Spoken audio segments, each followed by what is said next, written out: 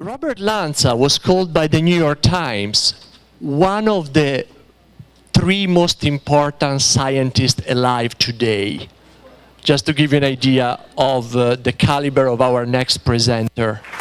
Well, I'd like to thank Mauricio and the organizers for having me here, but I do have to say that yesterday I was at Logan Airport on my way here, and I was just about ready to get on the plane, and lightning struck the airplane and fried the electronics.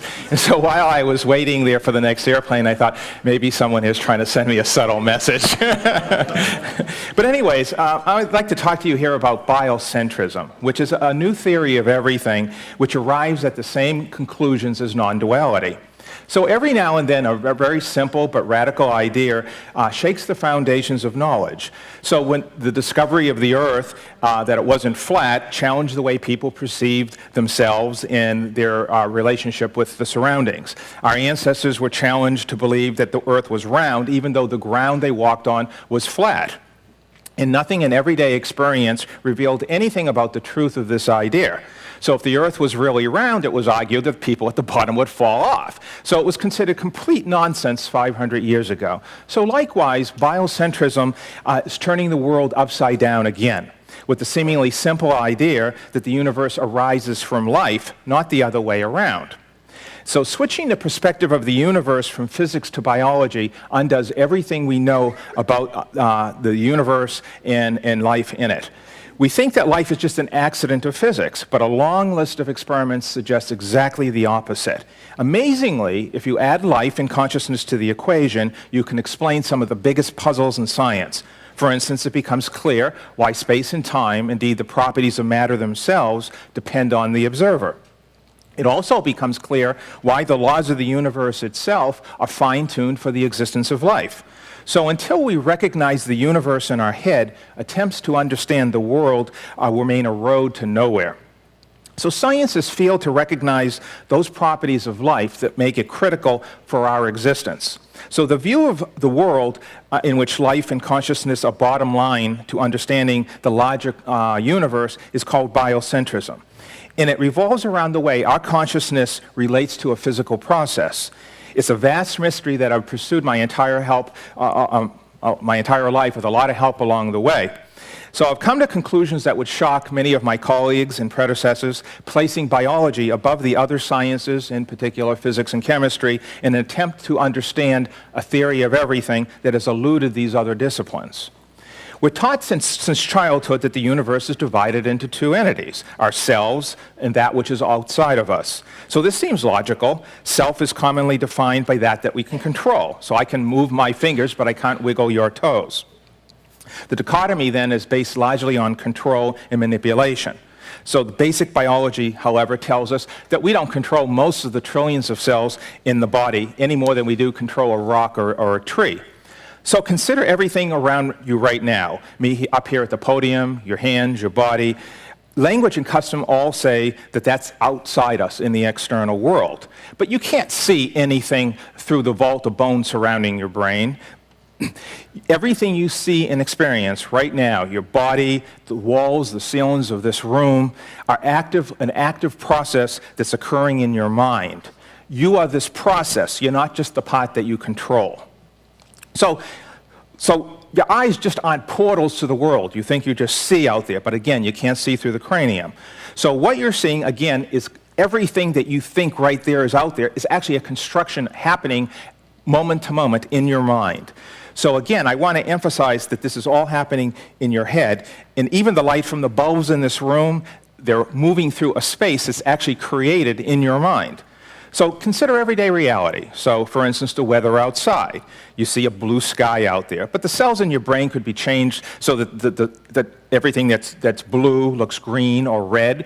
Could even do a little genetic engineering so that everything that's red makes a noise or vibrates or makes you want to have sex like some birds. Or, for instance, you think it's bright out, the circuits in your brain could be changed so that it's dark. You think it's hot and humid, but to a tropical frog it would look cold and dry. So this logic applies to virtually everything. Bottom line is, and the first principle of biocentrism is that reality involves your consciousness. It could not be there without your consciousness. Emerson once said, "We have learned that we do not see directly, but mediately, and that we have no means for correcting the colored and distorted lenses which we are, or of computing the amount of their errors. Perhaps these subjective lenses have a creative power. Perhaps there are no objects." So why is everyone surprised at the experimental findings of quantum theory? It's because we're still operating in a severely outdated paradigm. We still believe there's an external world that exists independent of the perceiving subject. So philosophers and physicists from Plato to Hawking have debated this. Niels Bohr, the great Nobel physicist, once said, "Not so. When we're measuring something, we're forcing an undetermined, undefined world to assume an experimental value. We're not measuring the world, we're creating it." And this is from a physicist. And at the legendary debates, Einstein presented ingenious ideas supporting the idea of a real world out there. But Bohr shot every one of them down one by one and gradually convinced his colleagues of his point of view. Today, however, most people still believe there's an external world out there. This issue, of course, is ancient and predates biocentrism, which of course explains why one view and not the other has to be correct. So let's consider a little of the physics, the real experiments. Consider the famous two-hole experiment. When scientists watch a particle go through two holes in the barrier, it acts like a little bullet and logically goes through one hole or the other. But if you don't watch it, it behaves like a wave and can go through both holes at the same time. So why should a particle out there change its behavior depending on whether you watch it or not? And of course, the answer is that reality is a process that involves your consciousness. And again, there have been many, many versions of that experiment. Consider Heisenberg's famous uncertainty principle. If there was really a world out there with particles just bouncing around, then we should certainly be able to measure all of their properties. But you can't. So for instance, a particle's exact location and its momentum can't be known at the same time. So why should it matter to matter or to particles what you decide to measure? Again, the answer is simple. The particles aren't just out there. Again, we can go on and on. One more, entangled particles you've probably heard of. How can particles possibly instantaneously be connected at opposite sides of the galaxy out there in violation of the speed of light? Again, they're not just out there. Space and time are tools of our mind. They're forms of animal understanding. So this is the problem, in a nutshell, is that we look at the world like a chipmunk or a squirrel. The squirrel opens his eyes and sees the acorn, and it's just miraculously there. He grabs it and he scurries up the tree without any further thought. And we humans are the same. We wake up in the morning and the world is just magically there. We go through life, we drool, completely oblivious to what's going on around us in the world. But experiment after experiment shows that not a single particle out there exists with real properties until it's observed. So it doesn't take a genius to realize that reality is a process, again, that involves consciousness. So what we need to do is replace the old physics with a new biology. Space and time aren't these hard, cold objects out there, sort of like the pebbles and the shells you pick up along a seashore. No, wave your hand through the air. If you take everything away, what's left? Nothing. And the same thing is for time. You can't put it in a bottle like milk.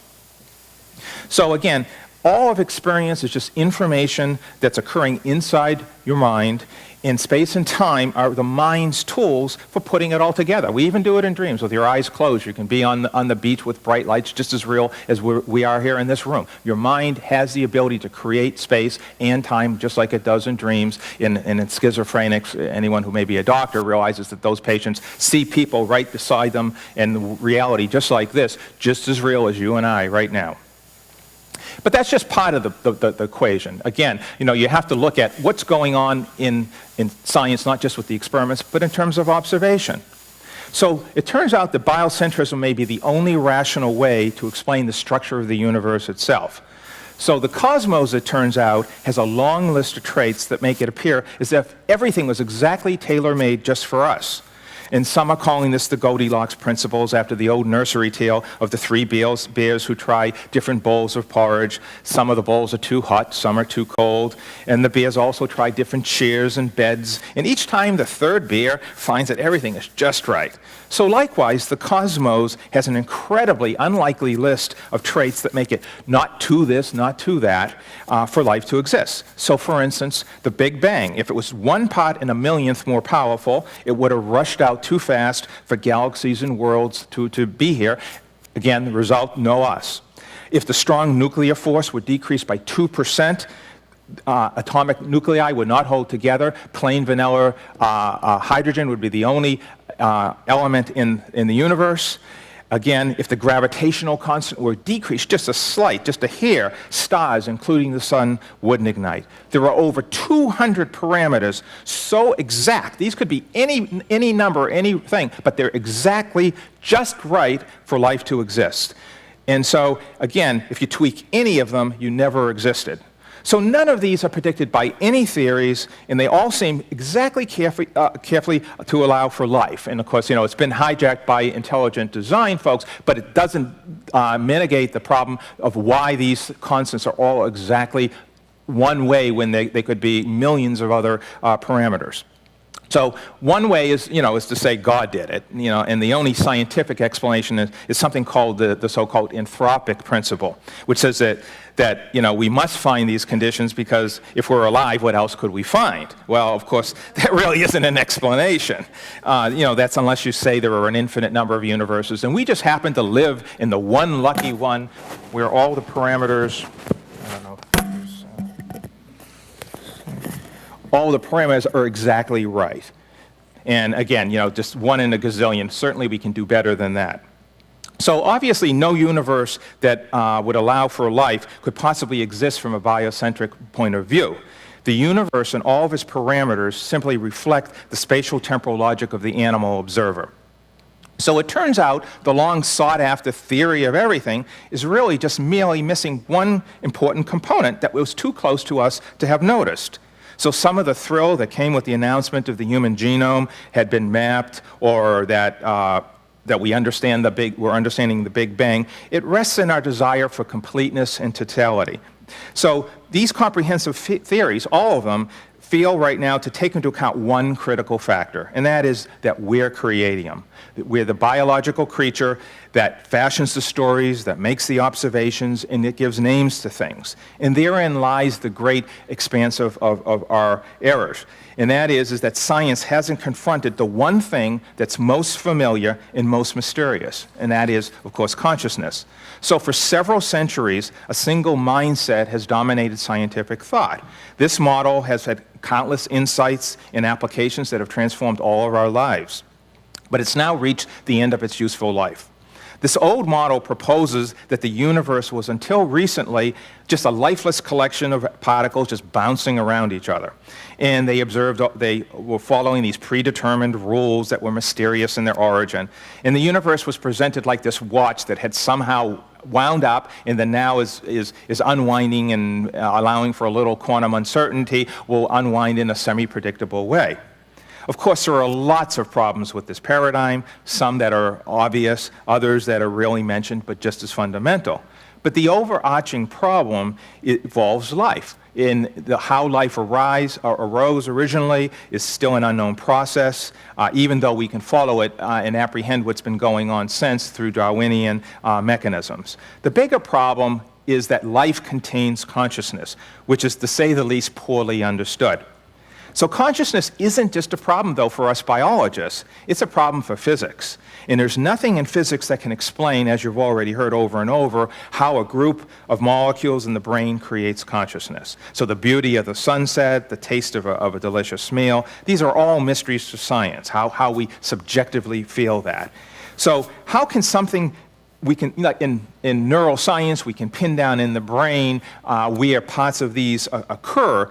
But what's really worse is that science can't explain how consciousness arrives from matter. So our understanding of this most basic phenomenon is virtually nil. Interestingly, most of the models of physics don't even recognize this as a problem. But let's put aside all the life and consciousness issues. The current model scientific paradigm leaves a lot to be desired when coming to try to explain the fundamentals of our universe. The universe, indeed, all the laws of nature themselves just suddenly popped out of nothing one day for no apparent reason. And we call this titanic event the Big Bang. And we don't even begin to understand the Big Bang, even though we keep tinkering with all the different parameters and expansion, for instance. But again, the Big Bang, we all know, is really not an explanation at all. At some point, virtually everyone has thought, this doesn't really work, this doesn't really explain anything fundamentally, not really. So when it comes right down to it, science is amazingly good at figuring out how the parts work. But what eludes us is the big picture. We create these exquisite technologies from our ever-expanding knowledge of the physical processes. We do badly in just one area, which unfortunately encompasses all bottom-line issues. And that is, what is the nature of this thing we call reality, this universe as a whole? In any honest summary of the current state of explaining the universe as a whole, it's a swamp. And this Everglade is one where alligators of common sense have to be evaded at every turn. So some scientists insist that the theory of everything is just around the corner and that we'll eventually know everything, and any day now. And this isn't going to happen, and it hasn't happened for a reason. And that is because we've shunted a very critical component out of our view, and that component, of course, is consciousness. And it's not just a small item. It's not like anything else. Indeed, it's nothing like anything else. Consciousness is awareness, it's perception, and in an utter mystery, we think it somehow just arises from goo. So how did inert, random bits of carbon ever morph into that Chinese guy who always wins the hot dog eating contest?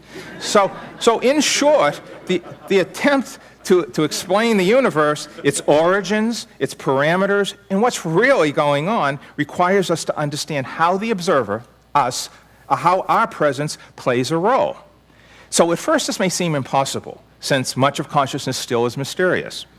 But as we shall see, we can use what we know and what we are increasingly learning to formulate models of the universe that make more sense for the first time. So undeniably, it's the biological creature that makes the observations, that creates the theories. And our entire education system, indeed the construction of language itself, revolves around that bottom-line mindset that assumes there's a separate universe out there, which each of us individually arrives at on a very temporary basis. It's further assumed that we accurately perceive this external, pre-existing reality, and we play little or no role in its appearance. However, starting in the 1920s, the results of experiments have started to show just the opposite.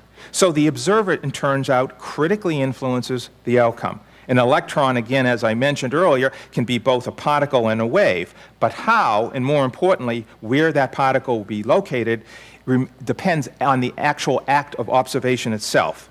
And again, this is most famously illustrated in the two-hole experiment, which has been performed so many times in so many variations that it's conclusively been proven that if you watch a subatomic particle or a bit of light pass through two slits in a barrier, it will behave like a particle.